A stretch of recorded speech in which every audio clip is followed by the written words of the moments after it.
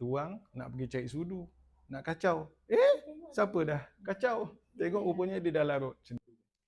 Okey, Assalamualaikum.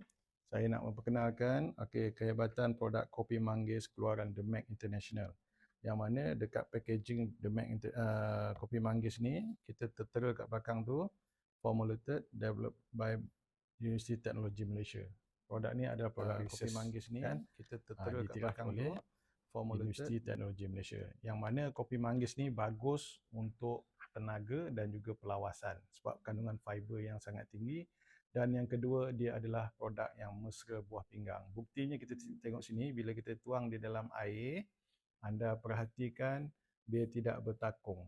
Dia terus meresap dan larut. Sebab teknologi nano di dalam kopi manggis ni yang halus, dia meresap masuk ke dalam sel kita dan dia tidak teknologi nano membebankan di dalam buah pinggang kita. Dia terus meresap. Jadi yang ajaib tu, bila kita pada peringkat awal, permulaan, tuang nak pergi cari sudu, nak kacau.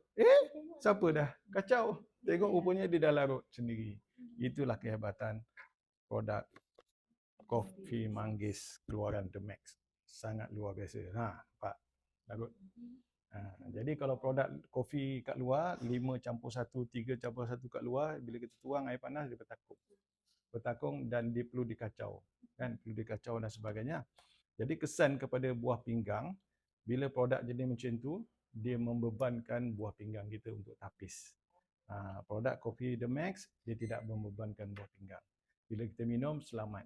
Selamat pada buah pinggang kita, pembuangan air kencing kita, nefron penapis buah pinggang kita tak rosak. Bila kita minum, selamat. Selain daripada tu, dia memberi kecerdasan. Sebab di dalam manggis mengandungi 25,000 ORAC value. Tinggi lebih daripada buah apple. Itu yang dahsyat. Luar biasa.